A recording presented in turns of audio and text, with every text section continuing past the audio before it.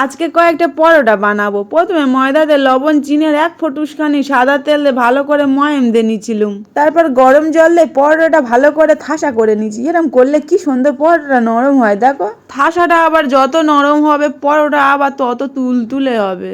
এই দেখ আমার চোখ কি বড় দেখ, কয়েকটা পরোটা করবো বলে সে 1 ঝোড়া পরোটা করে ফেলেছি। এতগুলো পরোটা করেছি দেখলাম আমার বর আবার আমার চিবে খেয়ে নেয়। আমার বরের নাম জপতে জপতে আমি আবার পরোটা তৈরির কাজ শুরু করে দিয়েছি। দেখা যাক কিরম হয়। আমার পরোটা সবসময় আমি ত্রিকোণ বানানোর চেষ্টা করি, কিন্তু এমন আকার লাস্ট পর্যন্ত ধারণ করে লোকে জিজ্ঞাসা করে, হ্যাঁ রে তুই এটা কি আকার দিয়েছিলিস?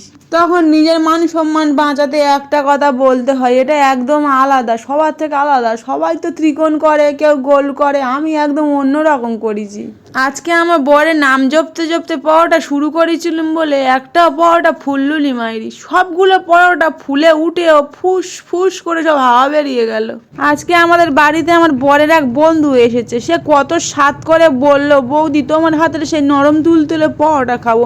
সে আর খাওয়াতে পারবো তাই সব পরোটা সে চুঁয়ে মুয়ে একদম একাকার হয়ে গেছে। চুঁয়াগুলো দেখি লুইকে রাখিয়ে, না হলে আমার মান সম্মান আর থাকবে তাই। এ তো সবগুলো চুঁয়ে গেছে, কোনটা লুইকে রাখবার কোনটা লোকের পাতে দেবো রে। আজকে যা পরোটা তৈরি করে ফেলেছি তার অন্য কিছু খাওয়ার স্বাদ জাগলেও আমার হাতের পরোটা খাওয়ার আর স্বাদ আর ভুল করেও জাগবে না।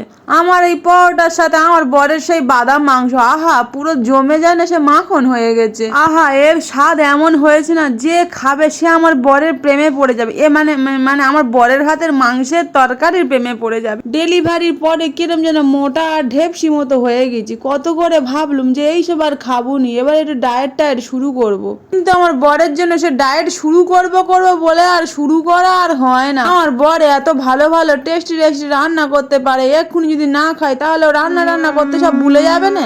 আমার বরের কথা চিন্তা করে করে সে আমার ডায়েট আর করা হলো নি।